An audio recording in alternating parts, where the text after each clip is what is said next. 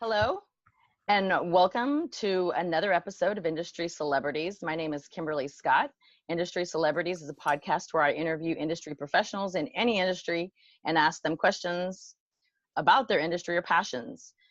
If you want to tune into other episodes, you can do so by going to ThatKimberly.com/convo to choose which platform you prefer to listen to industry celebrities on, whether it's iTunes, Spotify, Google, YouTube, and coming soon, Alexa.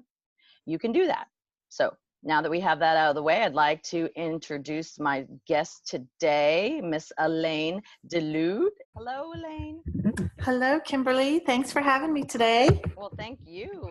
So today we're going to hit a topic that is a little bit on the forefront. And what it comes down to is just being different in multifamily and standing out in our large space. So Elaine, tell the listeners about who you are and what company you're with first. My name's Elaine De Lude, and I'm with LIVEbe Communities. We're based in Rockville, Maryland, and we started our company just a few years ago, and I've been in multifamily for 28 years. 28 years. Almost so 3 decades. Wow. Well, you don't look it, so you go, girl. Whatever juice you're drinking, keep drinking it. That's because we don't have video attached to this. Yeah. One day we will.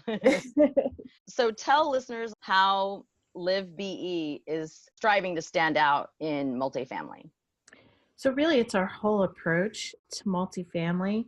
So whether it be through our ad campaigns, which are unicorn based. I love unicorns.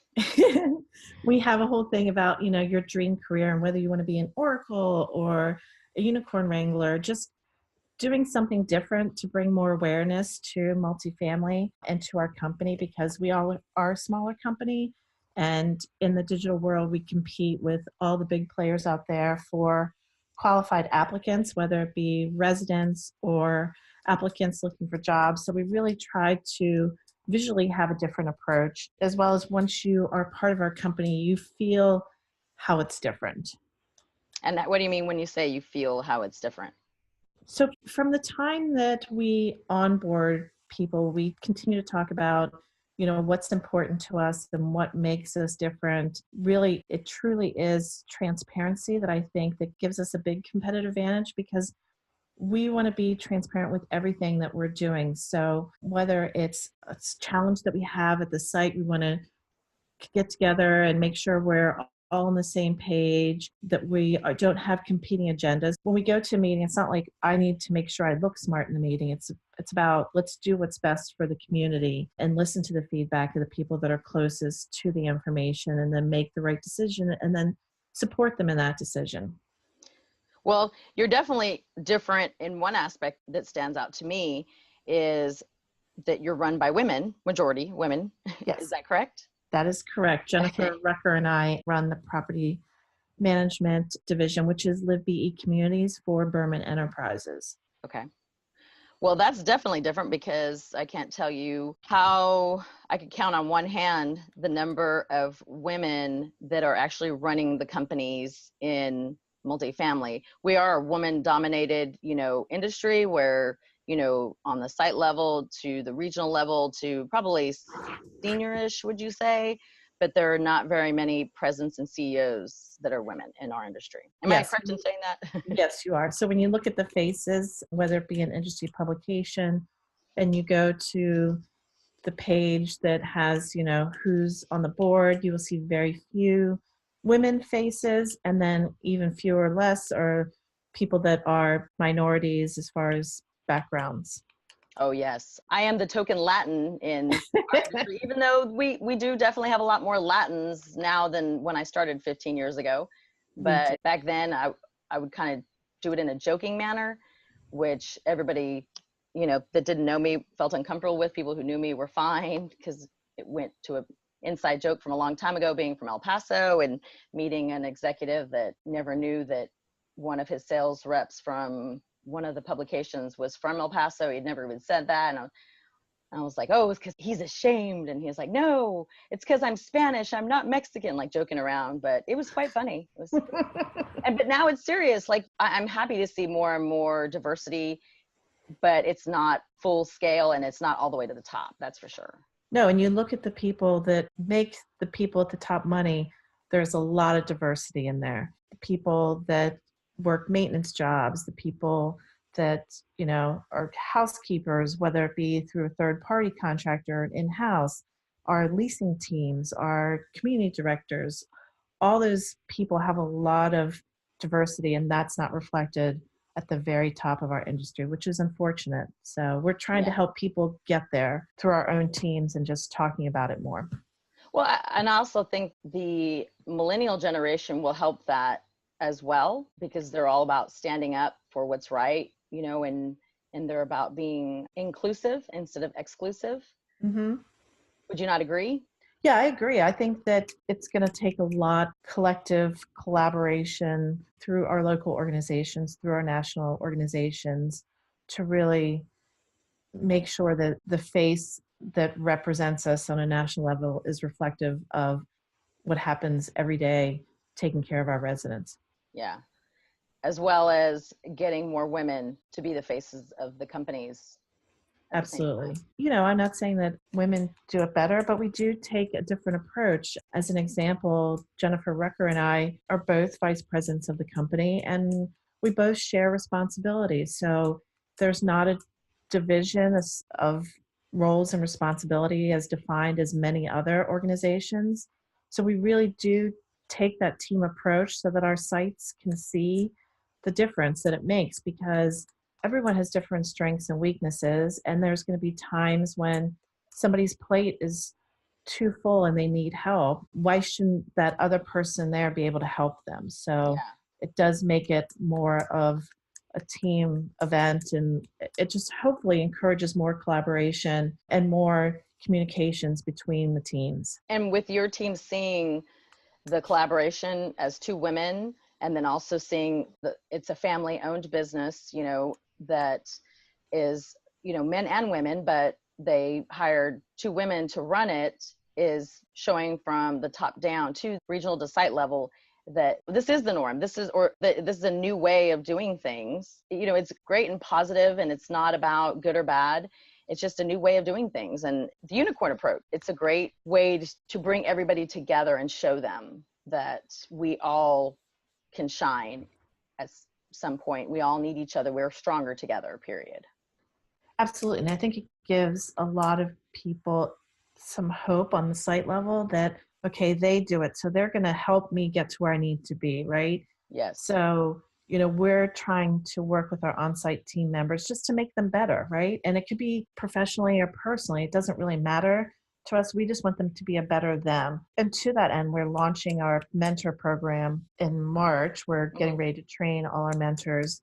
And we're hopeful that this will create an expanded network of Jenny and I to be out there and to support them and to guide them in a way that's selfless, right? So like looking at what that person needs and not what the person trying to get them wants out of them.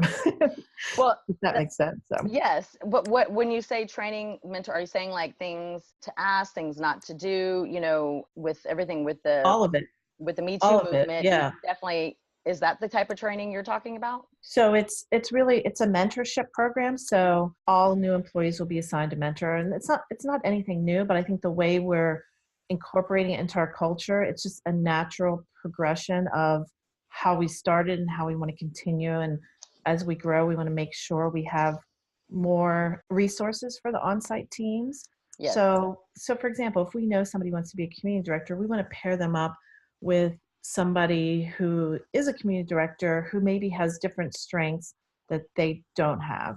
Correct. So that person can help mentor them in a certain area. And in addition to like, hey, you're going to a professional meeting, you need to make sure you wear this. And, yes.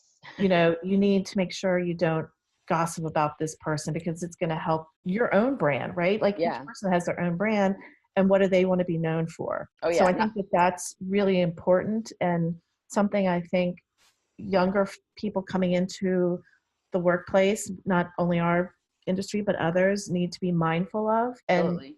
Sometimes they don't have a filter when they open their mouth. So that's a learned behavior. This is very true. Speaking from someone who had a lot of great friends and mentors to tell me, Kimberly, don't say that. Nope, don't wear that. Nope, that's not, And I think because I grew up as the youngest and only girl, that I was always, outgoing and friendly, and I love all people. I love meeting new people, but sometimes I could be a little aggressive, not in a mean way, but in a way that, like, shh, Kimberly, use your inside voice, um, on top of like what professional really means to look like, and not necessarily fancy, but just put together and sorts. So if everybody had that, I feel like the world would be less intimidating and people would move up quicker. And also to know that being the mean girl or the mean guy is not cool. Like, supporting each other is the way to go, because we get through obstacles by the support of others. So we should be supported to others as well, and not, like, no, it's all about me and forget everyone else, because that's just a negative way of going through life. And in the end, it doesn't feel good, in my opinion. Right. And when you look at like where people want to work, and going back to like recruiting and being the unicorn, if people want to work in that corporate culture, it is difficult to find that corporate culture. And that's why we're so unique in our space. And we've had people outside of our organization come up to us and say, I love what you're doing, or our people saying, I'm so proud to work here. And everyone already knows about us, and we're That only feels 2 years good. old. And, those kind of comments are really encouraging for us. And hopefully, we're creating something that will live on, Yeah. obviously, and maybe grow to other companies, and they see how you can be successful in creating a nurturing environment. And I'm not saying hand holding, and not saying people don't need to be accountable, because that's not what we're all about, but giving people the self-confidence to make mistakes and learning from them, and giving them the tools that they need to be successful long term, right? So if I Yeah. know somebody wants to be a community manager, like, we have a number of resources that we can help them with, that provide them. And if they want to be that, they will be that, right? If they're Yeah. driven to do it and they have the resources, there's no reason why that person can't be successful. Or if they Yeah. want to be the best lease ambassador, in the Washington, D.C. area, they can do that, because we're Yeah. going to give them all the tools to help them get there. So Yeah. it's a combination of having the resources and having the drive. And if they have that, there's no stopping somebody. Yeah. Billie Jean King just tweeted about, the first time in history that a woman will be officiating an NFL playoff game. Yes, I saw that. Yeah. And she tweeted that you have to see it to be it. Right. And her name is Sarah Thomas, is the official that's going to be officiating at the NFL playoff game. And the woman's been in it a long time, but industries like that, where they're breaking ceilings, gives me hope that the multifamily industry will come along and definitely change. And I do feel like it's changing. I can see the change. Yeah, it's a slow change, I think, across all industries. I think as the workforce in general just continues to shift with more women in the workforce, things like senior women in senior leadership positions, equal pay, I think all those things will follow. It's going to be a long time. It's not something that's going to happen overnight. No, but it's shifting. What do you all see as it relates to the maintenance position? So maintenance positions continue to be a challenge to fill. We, as an example, No matter what, whether it's women or men, right? women or men, yes, Yeah. we just hired a woman maintenance technician the other day, so we're super excited to onboard her this week. But Congratulations. just filling that job in general is really challenging. Days are gone when people had more mechanical skills, people wanted those type of jobs. Now we're having to really think outside the box on where we're going to find these people. And as an example, we had 2 positions listed, one for a community hostess. We had 200 applicants for that position, and we had less than a dozen for the maintenance position. So Wow. yeah, you could just see that the difference, and we're advertising the same places, everything else is the same, right? So how do we get the word out that, first of all, that we are a unicorn in our space, and we would love to help develop people that maybe don't have full maintenance skills, but we're willing to work with them and get them those skills.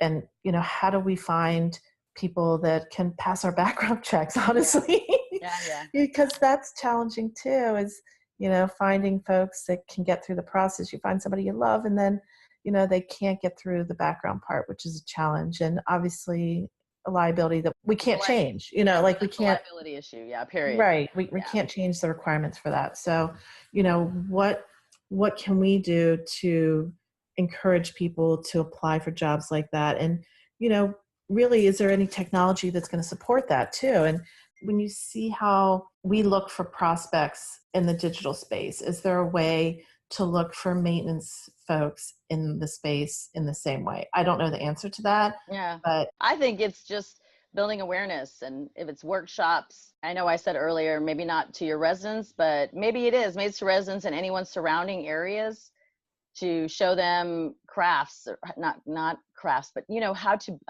how to build something or how to fix something. And don't get me wrong, I know you don't want people fixing, stuff within their apartment, because that's why you have maintenance folks, but just to stir up the conversation. Yeah, there definitely needs to be more conversation centered around maintenance, because for us, I know some of the larger companies are outsourcing it, and that's not really an option for us. It doesn't really fit with our philosophy. Yeah. Not to say, that we would never do that, but as of right now, that's not what we prefer to do. If we get forced into that, we'll get forced into that, but hopefully that's not the case. Yeah, for sure. But yeah, just back to building awareness, that what the position is, how much money they can make, because maintenance folks can make a great wage and, move up in the company. And there's lots that I've seen maintenance become and do, from supervisors to purchasers to things of that sort. But, they have to start somewhere. Yeah. And I think that if somebody is inclined to look into that type of work, I think they will find it very rewarding, because it does have a lot of diversity in the things that you do and the challenges. No two communities are ever alike. That's part of the reason I fell in love with the industry is, when I started leasing, no 2 days were ever alike. So I loved that part of it, and those type of challenges and just working with people. So yeah, hopefully we can, try to bring awareness to the good parts of our roles that we have available and get more interest in them. Yeah. Well, good for you. Kudos to LIVEbe, a division of the Berman Enterprises, for, being different at Multifamily and standing out and striving to be that change, and, using the unicorn approach, because it definitely, that's what it takes to be. Yeah. And obviously, if you're looking for that type of work environment where you are looking for a unicorn in your space, I encourage people to, try to check out as much of the company's corporate culture as you possibly can. And I know that's hard without, being a part of the company, but I encourage people to just read the language in people's websites, try to reach out to people, even if it's on LinkedIn, saying, hey, I see you work at XYZ company. I would learn to love a little bit about your company. What do you like about it? What do you not like about it? Or, any insight, or, just try to figure out, try to get behind the curtain as much as possible, because we're all putting our best foot forward in the very beginning. And you want to know what you have in store for you for the long run to determine if it's the best fit for you. Absolutely. And don't be scared, because I feel like a company with good culture doesn't mind you asking offline their employees about it. Like, I know there's websites like Glassdoor, which it's a rating site. And again, I've seen good and bad, but don't make that the end all to be all, because companies pay to be ranked in a certain way. They also pay to have certain reviews taken down, just, and that's not right, but it is the truth. Like, so look at that and then reach out to people on LinkedIn, It's like the Wizard of Oz, get behind the curtain. Get behind the who curtain. Oz is. Yes. What is Oz really like? And if they have a Wicked Witch of the West or East or wherever, right? Find you out. Need to know. You need to know, because really corporate culture can make such a big difference. Oh, absolutely. In your life, like just work-life balance, and feeling like you're a whole person, and you can contribute to both your professional life and your personal life at 100%. Yes, 100%. I agree. Well, thank you for having this conversation with me today. Where can listeners get a hold of you if they're interested in learning more about your unicorn change and unicorn wrangling there at LIVEbe? So my email address is edelude, EDELUDE at livebe.com. Our website is livebe.com. So you can also check out, we have actually testimonials from our own employees about Oh, that's working awesome. with us. So you can check that out. Cool. I'm going to go look at the testimonials, even though I know lots of people over there that love you and Jenny, but We try to make it fun, you know? yes, and that is fun. Absolutely. So thank you again. And remember to reach out to Elaine if you're interested in learning more about LIVEbe, and hit the subscribe button on whatever channel you're listening to me on today, YouTube, iTunes, Anchor. Follow me on Facebook, Twitter, Snapchat, LinkedIn, etc. And until next week, stay positive, and remember, sharing is caring. Thanks, Elaine. I Thanks, appreciate you. Kimberly. Talk to you soon. Bye-bye. Bye-bye.